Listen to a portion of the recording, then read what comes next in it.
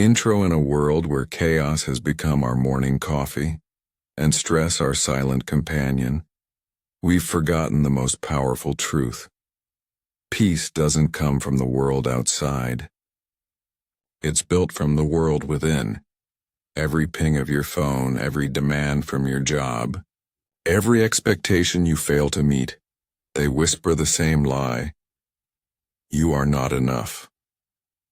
But the truth, the timeless truth spoken across centuries by the voices of wisdom, Marcus Aurelius and Cornel West, is that you already possess everything you need to find peace. Marcus Aurelius, the Roman emperor who ruled armies and empires, once wrote in his journal, "You have power over your mind, not outside events. Realize this and you will find strength." He wasn't writing to history. He was writing to himself, to remind the man who led nations that even a ruler can be ruled by his own emotions, if he forgets to rule his thoughts. Centuries later, Cornel West, one of the great moral philosophers of our age, echoed that wisdom in a modern form. He said, "You can't lead the people if you don't love the people. You can't save the people if you don't serve the people." What he meant wasn't only about leadership. It was about emotional discipline through compassion, about mastering your own pain by using it to uplift others.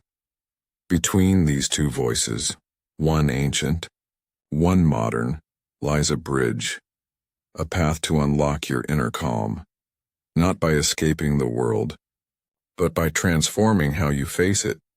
This is not just philosophy. It's a practice. This is not about ignoring stress. It's about transcending it. So today, as you listen to these words, don't just hear them. Feel them, because you're about to step into a space where calm isn't an illusion and it's a weapon, and you're going to learn how to wield it, just as Marcus did in the heat of war, and Cornel West does in the chaos of modern struggle. Take a deep breath. Let's begin your transformation, the enemy within. Understanding the nature of stress is not your enemy. It's your signal. Your body's ancient alarm forged to prepare you for survival.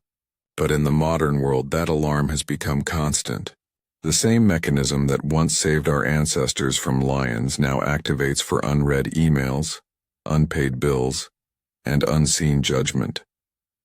Marcus Aurelius faced real chaos, plagues, wars, betrayals. Yet his words remain calm, surgical, unmoved. Why? Because he knew the truth most of us ignore. If you are distressed by anything external, the pain is not due to the thing itself, but your estimate of it. Your estimate, your judgment, your interpretation. That's where your stress is born. Not from events, but from meanings you attach to them. When Cornel West speaks of love and justice, he's not talking about peace without struggle. He's talking about grace under fire. He says, never forget that justice is what love looks like in public. And what is love if not the highest form of calm in the face of chaos? Stress feeds on your resistance. The more you push it away, the stronger it becomes. Stoicism teaches the opposite. Don't run, don't react, respond. Sit with your discomfort, observe it, own it. Because what you can name, you can control. Marcus wrote, "You could leave life right now." Let that determine what you do and say and think. That's not dark, that's liberation. The awareness of death makes every moment precious, and every small irritation meaningless.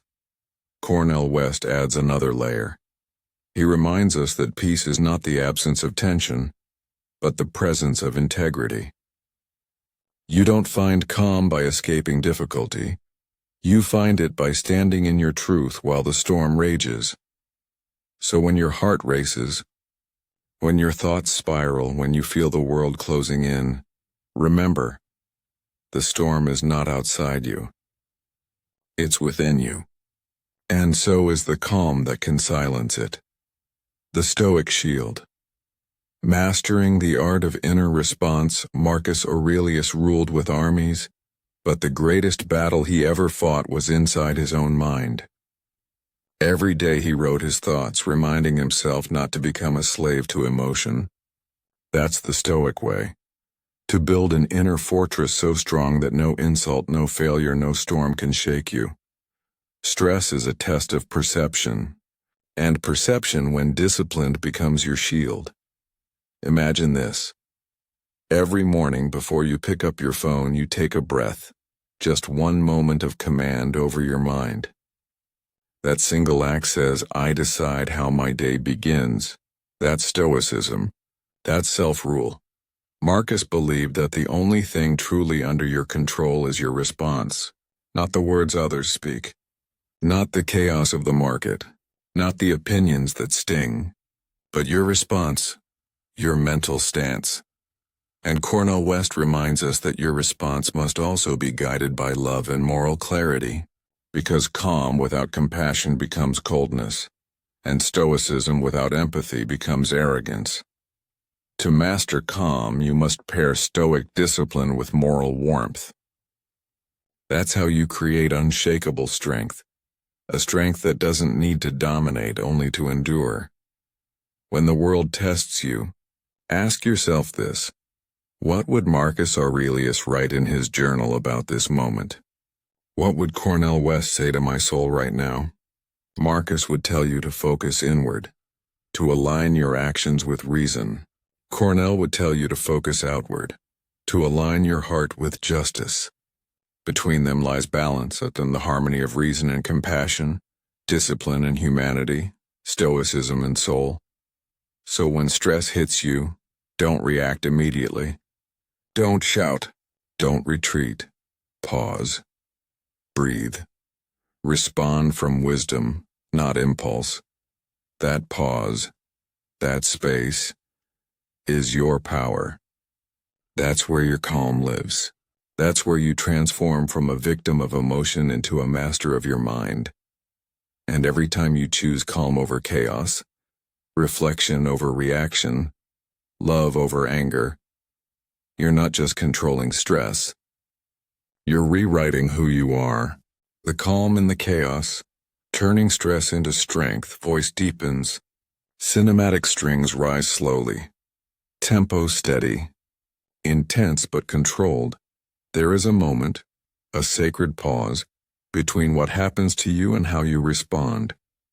That small invisible space determines whether you'll be ruled by fear or rise in wisdom. Marcus Aurelius lived in that space. He ruled during plague, betrayal, and endless war. The empire trembled under him, yet his writings remain calm, clear, collected, the very definition of inner control. He wrote, "When you arise in the morning, think of what a privilege it is to be alive, to breathe, to think, to enjoy, to love." What a contrast that is to our mornings, where our first thought is often dread, our first action a scroll through anxiety. But what Marcus teaches us is that calm isn't found after the chaos settles. It's forged inside it. Stress doesn't destroy the strong, it reveals them. Cornel West mirrors this truth in modern words. He reminds us that life at its core is tragic and beautiful all at once. He says to be a deep lover of humanity is to be acquainted with grief. And from that grief, from that awareness of life's imperfection, you discover something divine, compassion. You see, stress isn't only about pressure, it's about attachment, to outcomes, to control, to perfection. But the Stoic doesn't fight for control. The Stoic fights for clarity. The moment you accept that you can't control everything, your heart lightens. When you stop chasing peace outside you, peace begins to rise within you. Marcus would tell you, stop trying to bend the world to your will. Bend your mind instead. And Cornel West would tell you, don't let your calm become isolation. Let your calm fuel connection. Because true peace is never passive. It's active, engaged, alive. You were not born to crumble under pressure. You were born to channel it, to use it as the flame that tempers your steel. When the world shakes you, hold your stance. When your plans fall apart, breathe deeper. When others panic, stay still. That's not weakness, and that's mastery. Because calm is not the absence of motion. Calm is control within motion. And when you can remain calm while others lose themselves, when you can face chaos without surrendering your character, you become the rarest thing in this age, a leader of your own mind. The inner empire, building mental fortitude. Marcus Aurelius ruled the Roman Empire, but he also ruled something greater in his inner empire. That's where real sovereignty begins, not over lands or people, but over thoughts, impulses, and reactions. You see, every human carries two realms: the outer world, full of chaos, noise, opinions, injustice, and the inner world, where judgment, focus, and peace reside. The weak live entirely in the outer world. They chase validation. They react to criticism. They crumble when things don't go their way. But the wise, the stoic, the calm, they live primarily in the inner world, guarding it like a fortress. Marcus wrote, "The happiness of your life depends upon the quality of your thoughts." Think about that. Not your salary, not your followers, not the person who left or the boss who overlooked you. Your thoughts, your interpretation of reality, define everything you experience. Cornel West adds to this by reminding us that spiritual fortitude comes from service and integrity. He says you can't lead if you're afraid to die. In other words, true calm requires courage. The courage to face pain without bitterness, to meet loss without surrender. Every day you wake up, you are faced with a choice. Will you let the world invade your peace, or will you defend your inner empire? The Stoic's weapon is not rage, not escape, it's awareness. You cannot defend what you don't understand. So, observe your thoughts like a commander surveys his city. Where are the weak walls? The insecurities, the fears, the triggers? Where are the unguarded gates? Your distractions? Your need for validation? Your comparison to others? Once you see them, you can strengthen them. Through meditation, through reflection, through silence. Marcus practiced journaling not as therapy but as maintenance of the soul. Cornel practices truth-telling, speaking courage even when the world mocks you for it. Together they show us that mental fortitude isn't built in comfort. It's built in confrontation, confronting your own mind every single day until peace becomes your instinct. When your mind becomes a fortress, stress can knock, but it will never enter.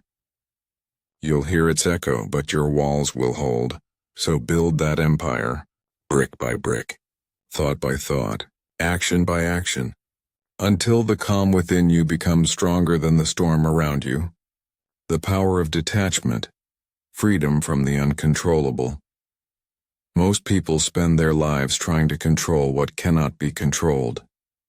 The weather, other people's opinions, outcomes of their plans. And in that struggle, they lose the one thing they actually can control: themselves. Marcus Aurelius said, "We suffer more often in imagination than in reality." Your mind builds prisons from imagined fears. You replay old arguments, predict future failures, and relive every wound, as if pain itself were your identity. But pain is not who you are. Pain is the signal that growth is near. Cornel West teaches that real freedom comes from embracing truth, even when it hurts. He says to be human is to suffer, but to be human is also to fight back, with love, with hope, with courage. That's detachment, not apathy, but clarity. You don't stop caring. You stop clinging. You don't stop feeling. You stop fearing. The Stoics never denied emotion. They respected it, but refused to be enslaved by it. Anger may visit, but it will not rule. Sadness may whisper, but it will not define. To detach means to see everything, joy and pain, victory and defeat, as parts of the same sacred rhythm of life. Imagine standing on a mountain watching the storm rage below. The thunder still roars, but you are above it. You see it, you hear it, but it cannot touch you. That's the power of detachment. That's the peace Marcus found, writing by candlelight while his empire burned. That's the peace Cornel West holds, standing against hate while speaking words of love. They both knew something most of us forget, that nothing external has power over your soul unless you grant it permission. The world will test you through rejection, failure, betrayal. But if you can master detachment, those tests become training. You'll stop asking, "Why is this happening to me?" and start asking, "What is this teaching me?" Because the more you release your grip on control, the freer you become to act with courage, with clarity, with compassion. You don't need to be cold to be calm. You don't need to be emotionless to be strong. You simply need to stop giving your peace away to every passing storm. The Stoic and the modern sage agree. Peace is power. Calm is command. Detachment is freedom. The practice of presence. The power of now. Every second of your life is a doorway, a choice between distraction or presence. Most people never walk through it. They are everywhere except where they are. Their minds race to the future, replay the past, drown in endless noise. And in doing so, they miss the only moment that ever truly exists. This one. Marcus Aurelius understood this deeply. He wrote, "Confine yourself to the present. It's not poetic, it's a command. Because all power, all peace, all clarity lives here in this moment." Think about it. Stress is rarely born in the now. It's born in the then and the later. We fear what might happen or regret what already did. But the Stoic knows. The present is enough. This breath, this heartbeat, this second. Cornel West echoes this wisdom in modern language. He says, "The blues is the art of living with pain without bitterness." That's presence, not denial of pain, but awareness without surrender. It's the ability to stand in the middle of the storm and still feel gratitude for the rain. Presence doesn't mean you stop striving. It means you stop escaping. You stop trying to rush through life in search of a peace that's already within reach. To practice presence is to slow down your mind, not your ambition. It's to look around and realize that calm is not something you chase. It's something you choose. When Marcus sat in his tent during battle, he wrote to himself, not as an emperor, but as a student of the moment. When Cornel West speaks to the crowd, he doesn't just deliver words. He feels each syllable as if time itself has stopped. That's what makes their calm powerful. It's alive. Presence is not passive. It's the most disciplined form of awareness. When you are present, stress loses its grip. Because stress lives in imagination, not in reality. You can't change the future by worrying about it. You can only shape it by mastering the moment you're in. So when your mind drifts, pull it back, gently, firmly. When anxiety rises, focus on your breath. It's the anchor of your existence. When life moves too fast, slow your thoughts. You'll see that time isn't the enemy, distraction is. Marcus's stoic calm and Cornel West's soulful presence are not opposites. They are allies. One teaches you to detach from illusion. The other reminds you to stay rooted in humanity. So right now, as you listen and be here, feel your breath, feel your pulse, feel your presence returning to you, because this single heartbeat is your empire, and no storm can take it from you. The fire of the soul. Living calm with courage, peace is not weakness. Calm is not retreat. True calm, stoic calm, is fire under control. It's power that chooses its moment. Marcus Aurelius faced rebellion, betrayal, and death.